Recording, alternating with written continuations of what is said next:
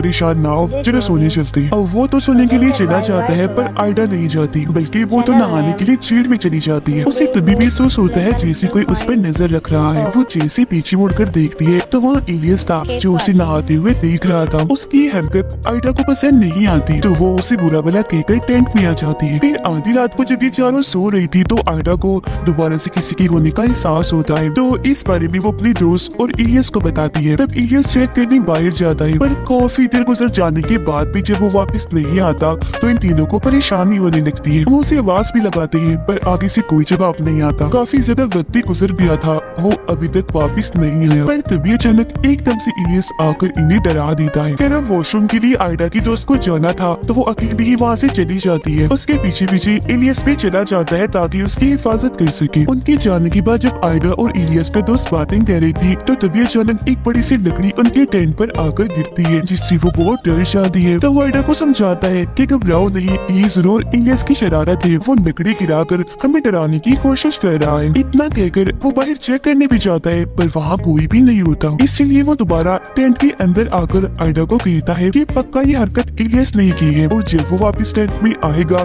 तो मैं उसे सबक सिखा कर ही रहूंगा। तभी हम किसी अनजान आदमी को टेंट के बाहर देखते हैं जो चाकू से उस पर वार करके वहाँ से भाग जाता है।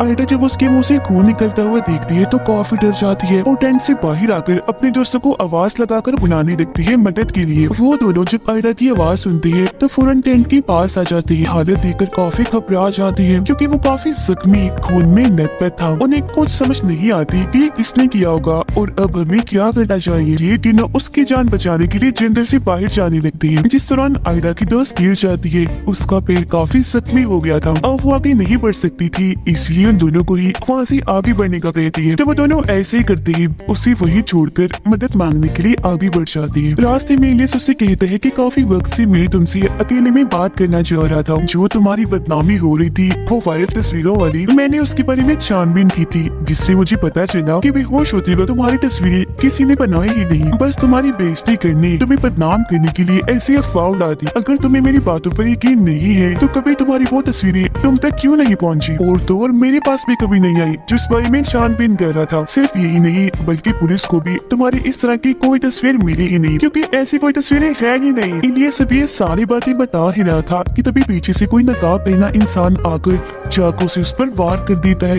जिससे उसकी भी वही मौत हो जाती है। फिर जैसे वो इंसान नकाब हटाता है तो हम देखते हैं कि इलियस को मारने वाला और कोई नहीं बल्कि आयडा की दोस्त थी। अब यहाँ हमें पता चलता है कि आयडा को लगता था कि उसकी जो तस्वीरें वायरल हुई थी वो इलियस ने ही की थी, जिससे बाद में बदनामी की वजह से उसे बहुत सारी मुश्किलात का सामना करना पड़ा। साथ ही उसके डैड ने भी अपनी जान ले ली। इसलिए आयडा ने फैसला किया कि वो अपना बदला इलियस से जरूर लेगी। इसलिए जब उसकी दोस्त ने उसे आकर बताया कि मैं और इलियस उसके दोस्त के साथ लेक बॉटम जा रही है छुट्टियां मनाने, तब आयडा ने अपने दोस्त के साथ मिलकर इलियस को मारने का प्लान बनाया, जिसका मतलब था कि वो दोनों इस मकसद के लिए ही यहाँ आई थी ताकि इलियस से बदला लेकर उसे खत्म कर दे। पर वो इस सोच में थी कि इलियस को तो हमने मारा मगर उसके दोस्त को किसने मारा था। पर यहाँ आयडा की दोस्त उससे कहती है कि अब हमें इन दोनों की लाशों को ठिकाने लगाना होगा और सुबह होने से पहले ही यहाँ से निकलकर घर पहुँचना होगा ताकि इनकी कत्ल का इल्जाम हम दोनों पर ना आए। तो इसलिए ये अपने बैग से सूट निकाल कर पहन लेती है ताकि जब ये लाशों को ठिकाने लगाए तो इनकी उंगलियों के निशान उनकी लाशों पर ना रह जाए। फिर ये दोनों लाशों को बैग में डालकर जेल में फेंककर अपनी गाड़ी में आ जाती है। आयडा की दोस्त बताती है कि गाड़ी की चाबी तो इलियस के पास थी जब उसकी लाश के साथ जेल में चली गई है और अब क्योंकि यहाँ से निकलने का इनके पास और कोई रास्ता नहीं था तो वो जेल में जाकर चाबी लाने का फैसला करती है। फिर आयडा की दोस्त अपना वो सूट उतार कर पानी में जाती है, आखिरकार चाबी हासिल कर ही लेती है और अब ये दोनों गाड़ी में बैठकर यहाँ से निकल जाती है। जो रास्ते में आयडा इलियस की बताई बातों के बारे में सोचने लगती है और इस बारे में अपनी दोस्त को भी बताती है, जिस पर उसकी दोस्त कहती है कि नहीं वो झूठ बोल रहा होगा, मैंने देखी थी तुम्हारी तस्वीरें। जो सुन आयडा को अभी भी शक होने लगता है तो वो कहती है कि अगर तुमने देखी थी तो मुझे इलियस और पुलिस को वो तस्वीरें क्यों नहीं मिली। अब आयडा के इस सवाल पर उसकी दोस्त आखिरकार सच बताने के लिए तैयार हो भी जाती है। कहती है कि हाँ इलियस ने तुम्हें सही बताया, किसी ने भी तुम्हारी तस्वीरें नहीं बनाई थी मगर उस बारे में अफवाह हर जगह मैंने फैलाई थी। ये सुनकर आयडा एकदम हैरान में रह जाती जाती है, साथ ही काफी टूट भी गई थी क्योंकि उसके अपने दोस्त ने उसे बदनाम किया था। तो इसलिए वो उससे पूछ लेती है कि आखिर तुमने ऐसा क्यों किया, मैं तो तुम्हारी दोस्त थी। जिस पर उसकी दोस्त इसकी वजह बताती है कि स्कूल में तुम इलियस की काफी करीब होती जा रही थी, साथ ही जब भी तुम मुझसे मिला करती थी हर वक्त बस इलियस की बातें करती रहती थी, जिससे मुझे लगने लगा कि अगर ऐसा ही चलता रहा तो तुम्हारी दोस्ती इलियस से हो जाएगी और अगर तुम दोनों दोस्त बन गए तो तुम मुझसे दूर चली जाओगी। तो इस वजह से तुम्हें इलियस से दूर करने के लिए मैंने एक प्लान बनाया। तुम जब पार्टी में आई तो मैंने तुम्हारे जूस में दवाई मिला दी जिससे तुम बेहोश हो गई। तुम्हें कमरे में लिटाने के बाद मैंने बाहर आकर तुम्हारी वो तस्वीरों वाली अफवाह उड़ा दी। पर आइडा, मैंने ये कभी नहीं सोचा था कि मेरे ऐसा करने से तुम्हारी जिंदगी में इतनी मुश्किलें आ जाएंगी।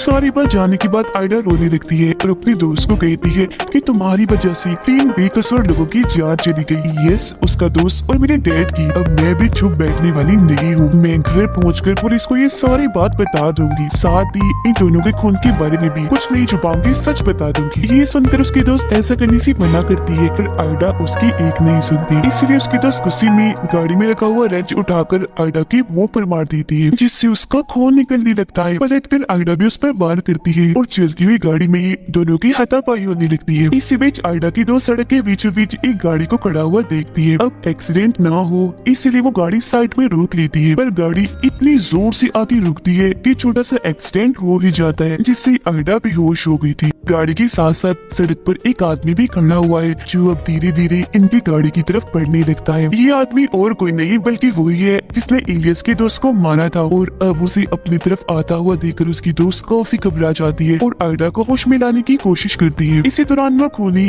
गाड़ी के पास आ ही गया था। टॉर्च मारकर जब वो गाड़ी के अंदर उन दोनों को देखता है तो एक जंजीर से उनकी गाड़ी अपनी गाड़ी के साथ बांध लेता है, उसे टो करने के लिए, खींचकर अपने साथ ले जाने के लिए। अपनी गाड़ी में बैठकर काफी तेज स्पीड में गाड़ी चलाकर उनकी गाड़ी को भी वहाँ से ले जाने लगता है। अब तक आइडा को भी होश आ गई थी, दोनों काफी डर जाती है और इस मुसीबत से कैसे निकलना है इस बारे में सोचने लगती है। तब उसकी दोस्त कहती है कि तुम गाड़ी के पीछे वाले दरवाजे से कूद जाओ, बाद में मैं भी ऐसे ही करूंगी। और अब जैसे आइडा पीछे आकर कूदने ही वाली थी कि तभी एकदम से उनकी गाड़ी उछलकर पलट जाती है। अब उनका काफी बुरा एक्सीडेंट हो गया था जिस वजह से दोनों ही लड़कियां काफी जख्मी हो जाती है। उस कातिल की गाड़ी भी रुक गई थी इसलिए वो दोबारा से उनकी तरफ आने लगता है। अब तक आइडा को भी होश आ गई थी, वो अपने दोस्त को भी होश में लाकर वहाँ से भागने का कहती है पर उसकी दोस्त आइडा को अकेले यहाँ छोड़कर जाने से मना करती है, जिस पर आइडा उसे समझाती है कि मैं बहुत जख्मी हूँ, तुम्हारे साथ नहीं आ सकती, प्लीज जाओ यहाँ से, भाग जाओ। अब उसकी ये बात सुनकर आखिरकार वो मान ही जाती है, जंगल की तरफ भागने लगती है। उसे खूनी ने भी देख लिया था तो वो अपने डॉग को उसके पीछे लगा देता है। यहाँ हमें इस खूनी का चेहरा दिखाया जाता है जो और कोई नहीं बल्कि वही आदमी है जिसे हमने शुरुआत में भी देखा था, जिसने उन दोनों लड़कियों का भी खून किया था। असल में इलियस के दोस्त ने जो अफवाहें इस जंगल और इस खूनी के बारे में सुनी थी वो सब सच थी। ये कातिल कब से चारों पर नजर रख रहा था इन्हें भी अपना शिकार बनाने के लिए। अगले सीन में हम कातिल को देखते हैं जो झील किनारे बैठा हुआ था। उसने अपने पास में आइडा और उसकी दोस्त को भी पकड़ के बांधा हुआ था। उसने इनकी गाड़ी को झील में फेंक कर इन्हें यहाँ बंदी बना के रखा हुआ था। इनके हाथ पाँव बांध कर चेहरे को कपड़े से ढका हुआ था और अब वो अपने चाकू की धार को तेज कर रहा था। वो फिर उनकी तरफ बढ़ने लगता है। सबसे पहले वो आइडा को पकड़कर उसे अंडरग्राउंड जगह में फेंक देता है जहाँ बहुत सारी लाशें पड़ी हुई थी। जिसके बाद वो उसकी दोस्त को पूरी तरह तड़पा कर मार डालता है और आइडा के पास आकर उसके चेहरे पर हाथ फेरने लगता है। अगली सुबह हमें दिखाया जाता है कि खूनी ने आइडा को नहीं मारा था बल्कि उसे उसके घर के बाहर छोड़ दिया था। असल में कातिल ने ऐसा इसलिए किया था